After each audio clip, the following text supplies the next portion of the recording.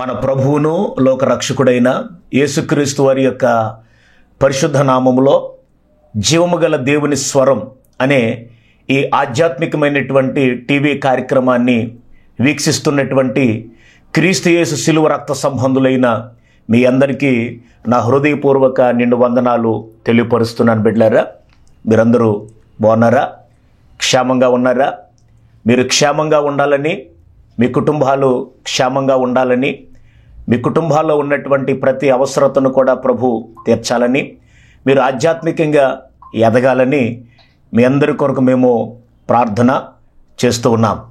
ఈ టీవీ కార్యక్రమాలు మీరు వీక్షిస్తున్నటువంటి ఈ కార్యక్రమాలు మీకు ఆశీర్వాదకరంగా ఉన్నాయని మేము భావిస్తూ ఉన్నాం. ఒకవేళ మీరు ఈ యొక్క కార్యక్రమాలు టీవీలో గనక వీక్షించకపోతే మన యొక్క యూట్యూబ్ ఛానల్లో కూడా మీరు వీక్షించవచ్చు. ఆ సదుపాయం కూడా మీకు ఉంది అని చెప్పడానికి నేను సంతోషిస్తూ ఉన్నాను.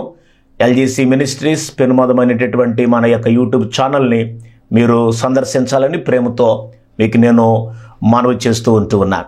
బిడ్డలారా, మరి ఆలస్యం చేయకుండా దేవుని యొక్క వాక్యంలోకి వెళ్దాం. వాక్యంలోకి వెళ్ళేటటువంటి ముందుగా ఒక చిన్న ప్రార్థన నాతో పాటు ప్రార్థనలో ఏకీవించండి. మా పరమ తండ్రి, మీకు స్తోత్రం. ఈ యొక్కనైనా రాత్రికాల సమయమందు నీ బిడ్డలతో మేము మీ నామాన్ని ఘనపరచడానికి మీరు ఇచ్చినటువంటి ఈ అవకాశం కొరకే వందనాలు ప్రభువా.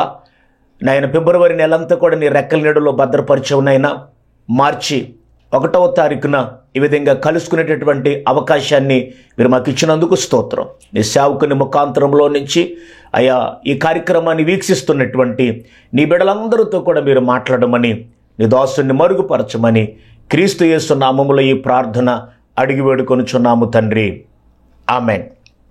బిడ్డలారా, ఈరోజు ఒక ప్రాముఖ్యమైనటువంటి అంశాన్ని మీకు నేను తెలియజేయాలని అనుకుంటూ ఉన్నాను. ఆ అంశాన్ని మీరు బహుశ్రద్ధగా విని దైవాశీర్వాదాలు పొందాలని ప్రేమతో మీకు నేను మనవి చేస్తూ ఉన్నా. అంశం ఏంటంటే, దుష్టురాలైన స్త్రీకి భయపడ్డ ప్రవక్త. ఈ ప్రవక్త ఎవరు? ఈ ప్రవక్తని భయపెట్టినటువంటి ఆ దుష్ట స్త్రీ ఎవరు? ఇప్పటికే మీకు అర్థమై ఉంటుంది అని నేను అనుకుంటూ ఉన్నాను. ఈ ప్రవక్త సామాన్యమైనటువంటి ప్రవక్త కాదు. దేవుని కొరకు ఒక రోషము కలిగినటువంటి ప్రవక్తగా పాత నిబంధన గ్రంథంలో మనకి కనిపిస్తాడు.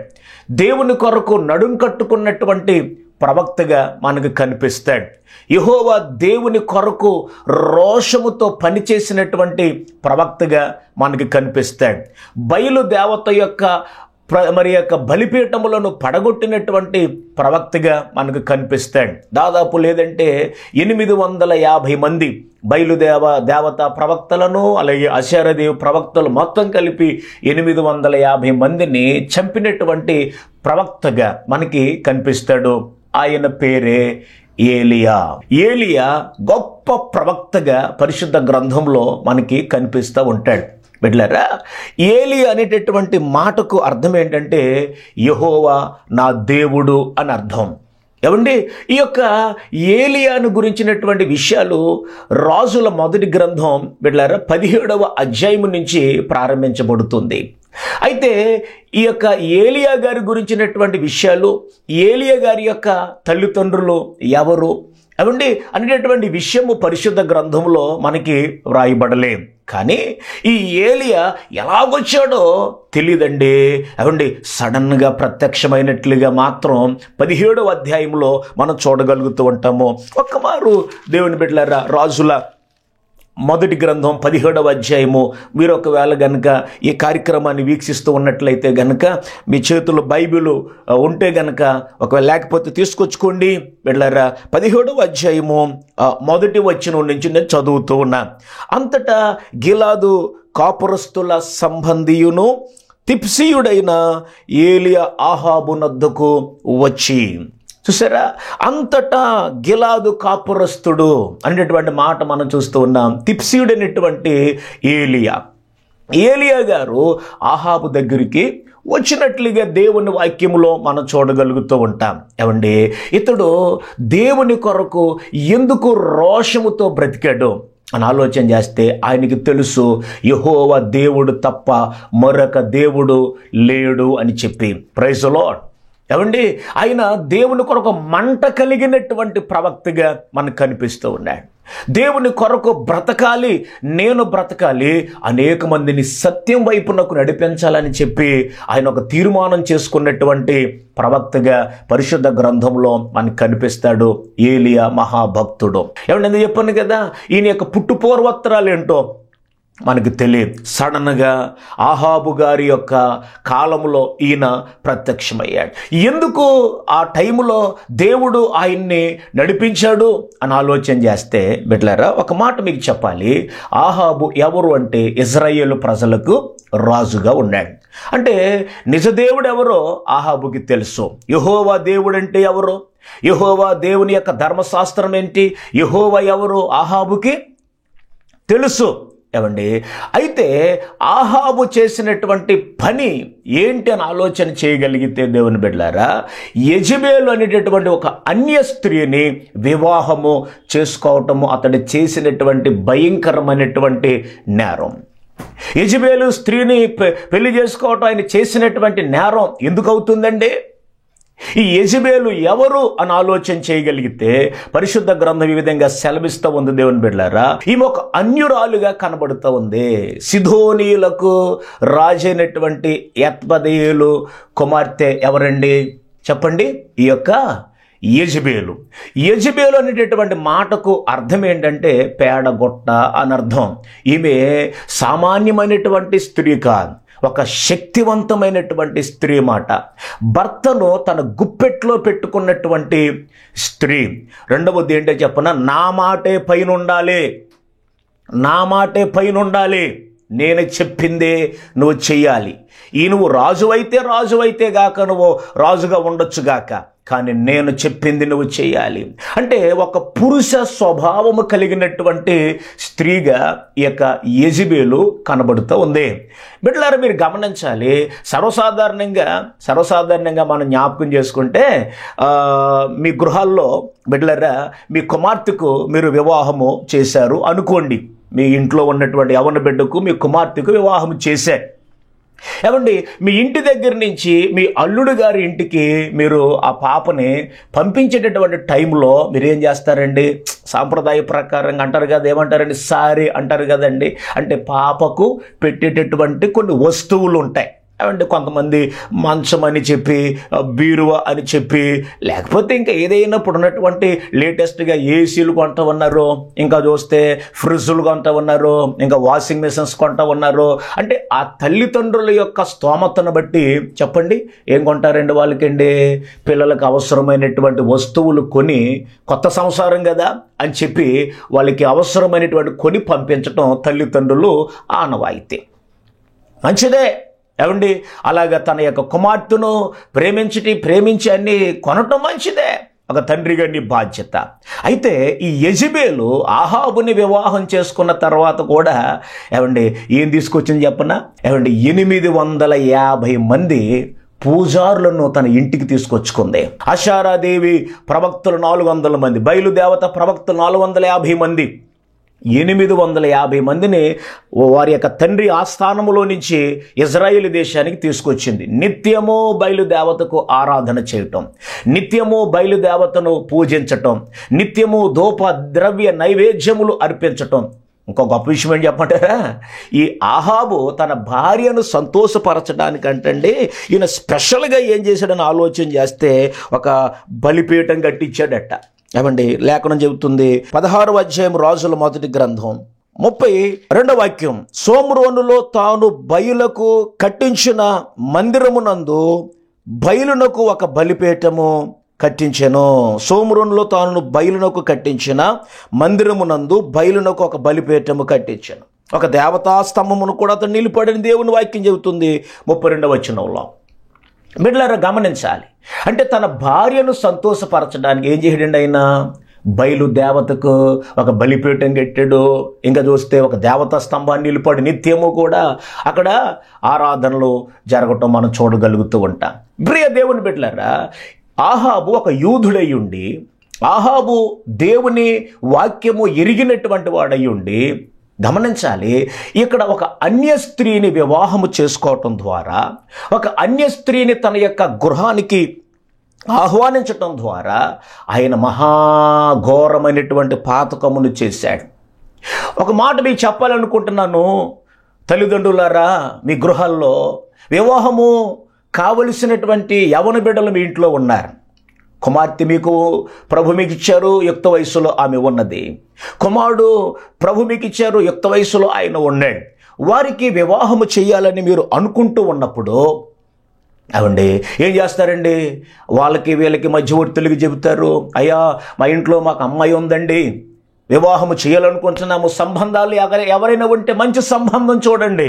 ఏమంటాం చెప్పండి, మా పాపండి డిగ్రీ వరకు చదువుకుంది, మా పాపండి బీటెక్ చదివింది, మా పాపండి ప్రైవేట్గా జాబ్ చేస్తూ ఉంది, మా పాపకండి గవర్నమెంట్ జాబ్ వచ్చింది, కాబట్టి మా పాప ఎలాగైతే చదువుకుందో ఆ క్వాలిఫికేషన్స్తో ఉన్నటువంటి అబ్బాయిని మీరు చూడండి, లేకపోతే గవర్నమెంట్ జాబ్ ఉన్నటువంటి అబ్బాయిని మీరు చూడండి, ఆస్తి ఉన్నటువంటి అబ్బాయిని మీరు చూడండి, అయితే పొలం ఉన్నటువంటి అబ్బాయిని మీరు చూడండి అని చాలామంది తల్లిదండ్రులు వారి బిడ్డలు సుఖాన్ని కోరి ఏమండి వారికి సంబంధాలు చూడటానికి ప్రయత్నం చేస్తూ ఉంటారు.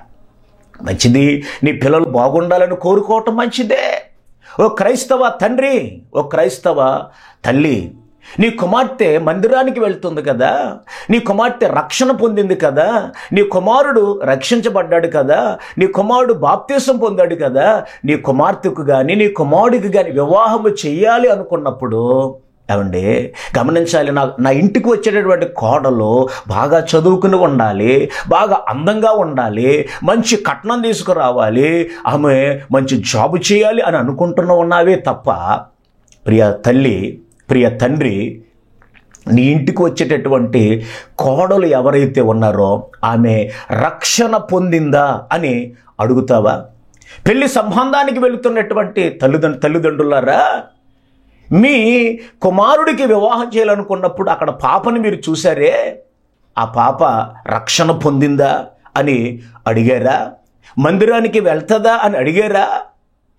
లేకపోతే మీ కుమార్తెకు వివాహం చేయాలనుకుంటున్నటువంటి నా తల్లిదండ్రులారా, ఇల్లరు అబ్బాయి ఏం చదువుకున్నాడు, అబ్బాయికి ఇల్లుందా, అబ్బాయికి పొలం ఉందా, అబ్బాయి ఎర్రగా ఉన్నాడా నల్లగా ఉన్నాడా, ఏమండి లేకపోతే అబ్బాయి తన యొక్క కుటుంబాన్ని పోషించుకోగలడా? మంచిది అండి, చూడటం మంచిది, నేను కాదని చెప్పను. కానీ అసలు సిస్సులైంది ఏంటి చెప్పనా, ఆ ఇళ్ళు కానీ ఆ పొలాలు కానీ నికరంగా ఉంటాయా చెప్పండి? నికరంగా ఉండవే. దేవుని వాక్యం చెబుతున్నటువంటి మాట ఏంటి అంటే శాశ్వతమైనటువంటిది దేవుని రాజ్యం. ఆ శాశ్వతమైన దేవుని రాజ్యాన్ని స్వతంత్రించుకోవటానికి మనం ఇక్కడ బ్రతుకుతూ ఉన్నాం. వివాహం అంటే మంచిదే, కుటుంబ వ్యవస్థ కలిగి ఉండటం మంచిదే, కానీ మీరు ఇచ్చేటటువంటి పిల్లలు, మన ఇంటికి వచ్చే అమ్మాయి అయినా మనం ఇచ్చేటటువంటి మన యొక్క పిల్ల ఏ ఇంటికి వెళ్తూ ఉన్నా వారు ప్రభువుని నమ్ముకున్న కుటుంబమై ఉండాలని దేవుని వాక్యం చెబుతుంది. ఏమంటే ఆస్తి ఉంది కదా, మంచి కట్నము తీసుకొస్తుంది కదా అని చెప్పి అన్యురాలిని వివాహం చేసుకోకూడదు. ప్రభువుని ఎరగనటువంటి వ్యక్తిని మన ఇంటికి కోడలుగా తీసుకురాకూడదు. దేవుడంటే ఎవరో తెలియనటువంటి వ్యక్తిని మన ఇంటికి అల్లుడిగా మనము ఆహ్వానించకూడదు. పరిశుద్ధ గ్రంథం ఈ విధంగా సెలవిస్తూ ఉంది. దేవుని బిడ్డలారా, ద్వితోపదేశ కాండము పరిశుద్ధ గ్రంథంలో మనం చూడగలిగితే 7వ అధ్యాయము 3వ వచనాన్ని చూడగలిగితే దేవుని వాక్యం చెబుతుంది, నీవు వారితో వీయమందకూడదు, వాని కుమారునికి నీ కుమార్తెని ఇవ్వకూడదు, నీ కుమారునికి వాని కుమార్తెను పుచ్చుకొనకూడదు. చూసారా, దేవుడు ఎంత స్పష్టంగా మాట్లాడుతున్నాడు. మీకు దేవుడంటే ఎవరో మీకు తెలుసు, దేవుని శక్తి అంటే మీకు తెలుసు. మనం ఆరాధిస్తున్నటువంటి దేవుడు భూమికి ఆకాశానికి సృష్టికర్త అయినటువంటి దేవుడు. ఆయన అటువంటి దేవుణ్ణి మనం కలిగి అన్యులను గనక మన ఇంట్లోకి తీసుకొచ్చుకున్నాం అనుకోండి, వారు ప్రార్థనకు రారు. లేకపోతే విగ్రహారాధన మీ ఇంట్లో జరగటం లేదండి, మీరు విగ్రహారాధన మానివేసి చాలా కాలం అవుతుంది, విగ్రహారాధన జోలికి వెళ్లకుండా ఏమండి మందిరానికి వెళ్తున్నటువంటి పరిస్థితులు మీవి, రక్షణ పొందిన కుటుంబం మీది. కానీ మీ కుమారునికి వివాహం చేసినటువంటి అమ్మాయి ఎవరైతే ఉందో ఆమె విగ్రహారాధికురాలు. ఆమె ఏం చెప్పనా, ఇంట్లో మరలా మీరు తీసేసినటువంటి అవన్నీ తీసుకొచ్చుకుని చెప్పండి మరలా ఇంట్లో ప్రారంభిస్తే ఏమో చెప్పనా, అది ఒక భయంకరమైనటువంటి నరకం. దేవుని వాక్యం అందుకే చెప్పింది.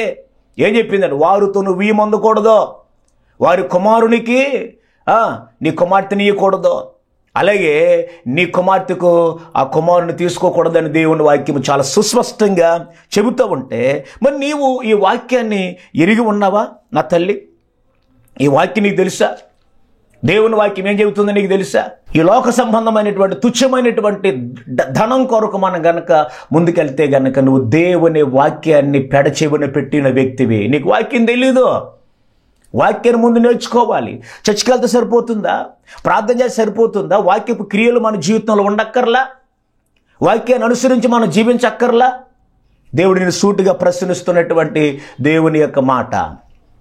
ఆదికాండము 6వ అధ్యాయము 2-3 వాక్యాలు మనం చదవగలిగితే, దేవుని కుమారులు నరుల కుమార్తెలు చక్కని వారిని చూచి వారందరిలో తమకు మనసుకు నచ్చినటువంటి వారిని స్త్రీలను వివాహం చేసుకునిరి. మనసుకు నచ్చినటువంటి వారిని వివాహం చేసుకోవటం. ఇంకా వారు మారు మనసు పొందారా, లేకపోతే మీరు గమనించాలి దేవుని బిడ్డలారా, తమ యొక్క జీవితాలు ఎలాగున్నాయి. ఇది అవసరంలా చాలామంది నచ్చితే సరిపోద్ది. అవి మాకు నచ్చిందండి పెళ్లి చేసేసేయండి. ఈ మధ్యకాలంలో చాలామంది అలాగే తయారయ్యారు. యవనస్తులు కొంతమంది వాళ్ళకి నచ్చితే సరిపోద్ది. తల్లిదండ్రుల దగ్గరికి వచ్చిన అమ్మాయిని నేను ఇష్టపడుతున్నాను, వివాహం చేయండి. తప్పు తమ్ముడు. నీ మనసుకు నచ్చింది కాదని చెప్పి ఎలా పడితే అలా నిర్ణయం తీసుకోవటం దేవుని యొక్క వాక్య నియమం కాదు. నీకు వివాహ వయసు వచ్చినప్పుడు ప్రార్థన చేసుకోవాలి. ప్రభువా, నా జీవితంలో ఎవరిని మీరు నిర్ణయించారు? ఒక మంచి భార్యను నాకు దయచేయండి, భక్తి కలిగినటువంటి భార్యను నాకు దయచేయండి. నువ్వు ప్రార్థన చేసుకోవాలి. యవన చెల్లి, నీకు వివాహ వయసు వచ్చింది, ప్రార్థన చేయి. ప్రభువా, నాకు ఒక మంచి యవనస్తుని, భక్తి కలిగిన యవనస్తుని నాకు దయచేయి నాయన. నువ్వు ప్రార్థన చేయాలి. ఏమండి, అలా ప్రార్థన చేసినప్పుడు ఖచ్చితంగా ఆలస్యమైన ఒక మంచి భర్తను ప్రభువు నీకు అనుగ్రహించునుగాక.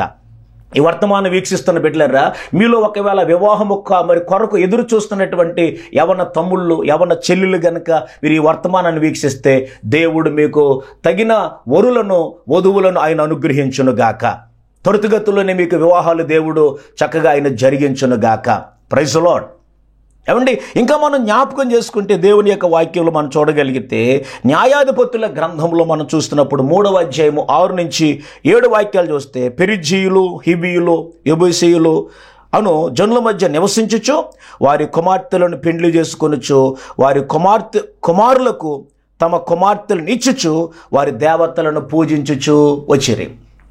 దేవుని పిల్లలు ఎందుకు ఏమండి అన్యులను వివాహం చేసుకోకూడదని దేవుని వాక్యం చెబుతుందంటే, లేఖనంలో మనం చూస్తున్నప్పుడు వారంటండి మీ హృదయములను వారి దేవతల తట్టు త్రిప్పుదురు గనుక వారిని వివాహం చేసుకోకూడదు. మీ హృదయములను వారి దేవతల తట్టు తిప్పుతారు. కిందకన్నా మీరు చదువుకోండి 7వ అధ్యాయం ద్వితోపదేశకాండంలో. కాబట్టి మీరు వివాహం చేసుకోకూడదు అని బైబిల్ చెబుతుంది. ఏమండి, కొన్ని పర్యాయాలు ఏమంటారంటే కొంతమంది, ఏమండి మారకపోయినా పర్వాలేదండి, పెళ్ళైన తర్వాత మేము మార్చుకుంటామంటారు కొంతమంది. పెళ్ళైన తర్వాత మేము మార్చుకుంటామండి. అలాగే దేవుని వాక్యం ఏమని చెప్పిందా పోనీ చెప్పండి. దేవుని వాక్యం చెబితే మనం చెయ్యాలి. పెళ్ళైన తర్వాత మేము మార్చుకుంటాము అంటే ఒక మాట చెప్పనా, నువ్వు మార్చుకోవటం కాదు, నువ్వు మారిపోతావు. సాతాను యొక్క ఆలోచన ఏంటంటే నీ ఇంట్లో కలహాలకి, నీ ఇంట్లో సమస్యలకి, లేకపోతే నీ జీవితాన్ని భ్రష్టు పట్టించడానికి దేవుడు సాతానుగాడు వేసినటువంటి ఆ ఉచ్చది. నేను మార్చేసుకుంటానండి. చాలామందిని చూస్తున్నాం మేము. వారు మారడం కాదు, వీళ్ళు మారిపోతున్నారు. కాబట్టి నా ప్రియ దేవుని బిడ్డ, వారితో నువ్వు వీము పొందకూడదు అని దేవుని వాక్యం చెబుతుంది. ఇంకా చాలా లోతైనటువంటి మాట పౌలు గారు కొరింథీ సంఘానికి ఆయన చెబుతున్నారు. 2వ కొరింథీయులకు రాసినటువంటి పత్రిక, కొరింథీయులకు రాసిన 2వ పత్రిక 6వ అధ్యాయము 14-17 వచనాల్లో ఈ విధంగా రాయబడి ఉంది. మీరు అవిశ్వాసులతో జోడిగా ఉండకూడి, నీతికి దుర్నీతితో ఏమి సాంగత్యము, వెలుగునకు చీకటితో ఏమి పొత్తు, క్రీస్తునకు బెలియాలుతో ఏమి సంబంధము, అవిశ్వాసితో విశ్వాసికి పాలెక్కడిది, దేవుని ఆలయమునకు విగ్రహములతో ఏమి పొందిక, మనము జీవము గల దేవుని ఆలయమై ఉన్నాము. అందుకు దేవుడు ఇలాగ సెలవిచ్చుచూ ఉన్నాడు, నేను వారిలో నివసించి సంచరింతును, నేను వారి దేవుడినయ్యుందును, వారు నా జనులయ్యుందురు. కావున మీరు వారి మధ్య నుండి బయలు వెడలి ప్రత్యేకముగా ఉండుడి. ప్రైజ్ ది లార్డ్, హల్లెలూయా. ఎంత లోతైన అద్భుతమైనటువంటి మాట విశ్వాసులకి చెప్పబడింది చూడండి. మన దేవుని వాక్య ప్రకారంగా జీవించేటటువంటి వారముగా ఉండాలని దేవుడు ఇక్కడ కోరుతూ ఉన్నాడు. అహాబు ఏం చేశాడు?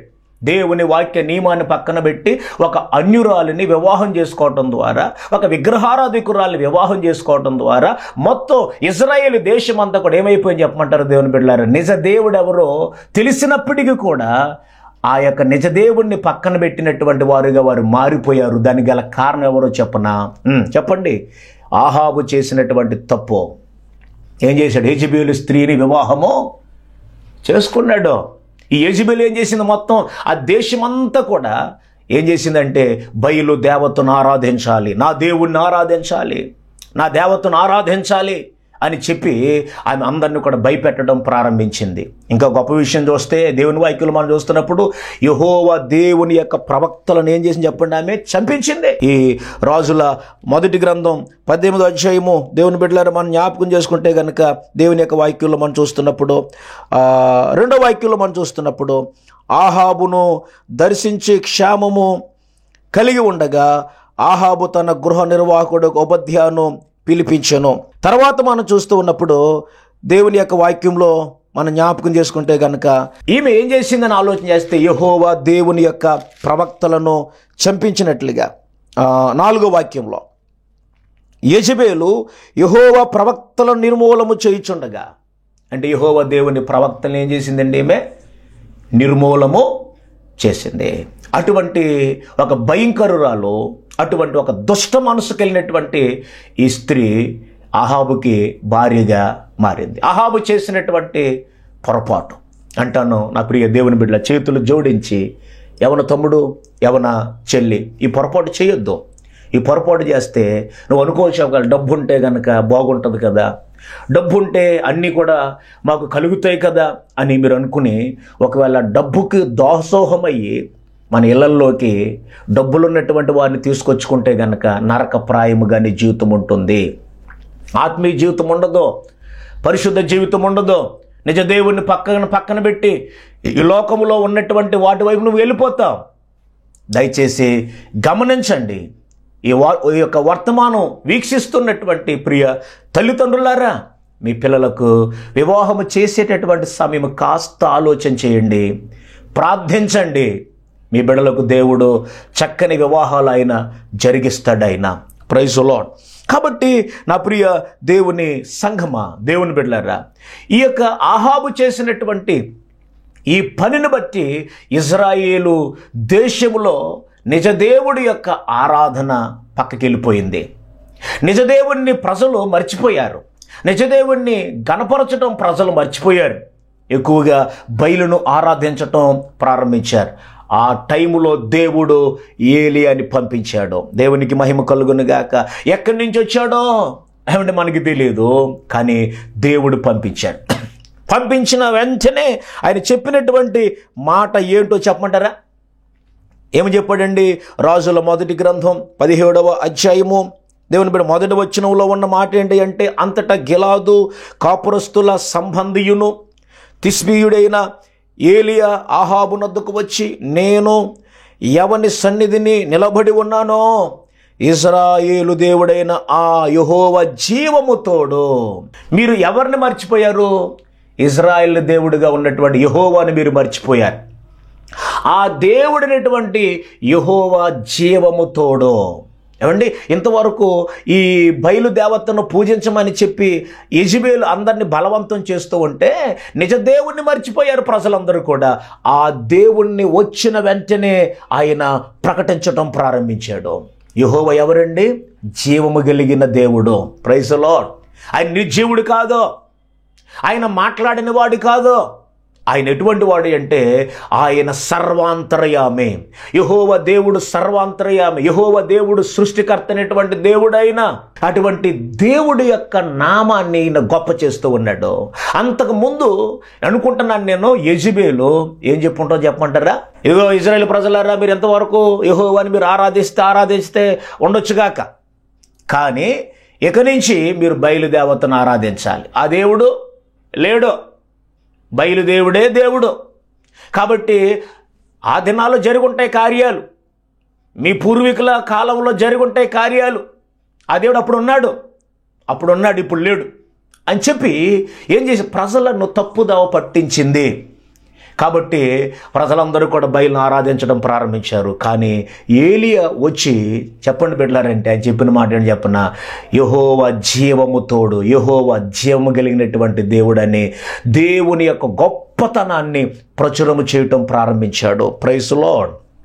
కాబట్టి దేవుడు ఎవరో చెప్పన, జీవము కలిగినటువంటి దేవుడు.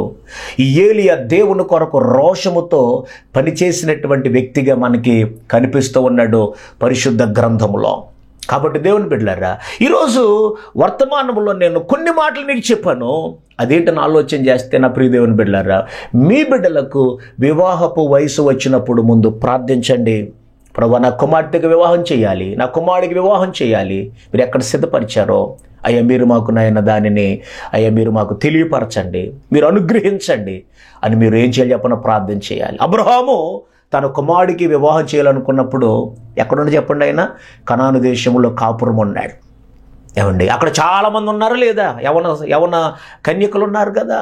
కానీ ఏం చెప్పాడండి ఎలియాజరుకి, ఇక్కడ ఉన్న యావత్ని కూడా నా కుమారుడికి వివాహం చేయటానికి వీల్లేదు.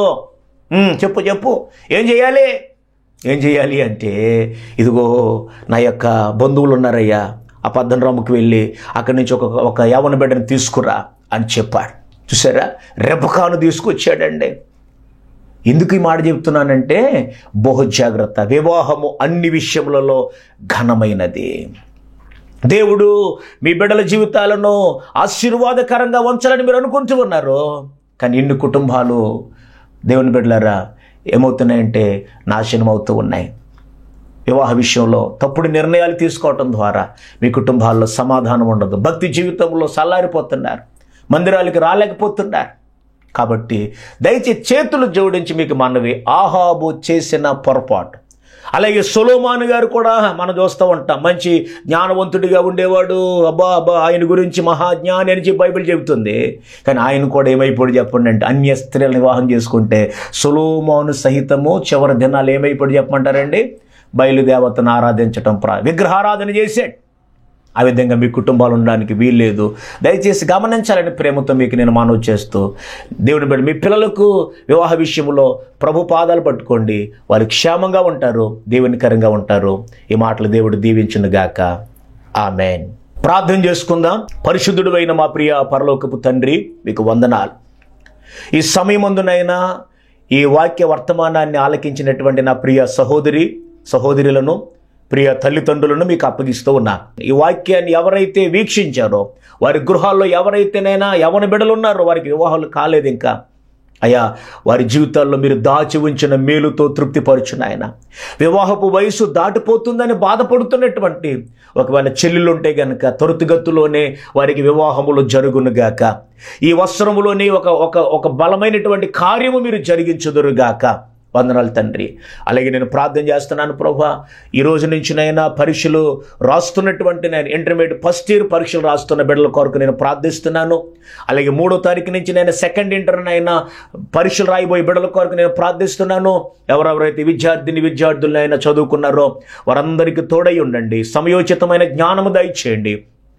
మరి నాయన వారి జీవితాల్లో సంతోషము సమాధానము దయచేసి నాయన ఘనమైన విజయాన్ని వారికి దయచేయమని నేను ప్రార్థన చేస్తూ, అలాగే ఈ కార్యక్రమాన్ని ఎవరైతే స్పాన్సర్ చేశారో ప్రభా, ఆ కుటుంబాన్ని దీవించండి.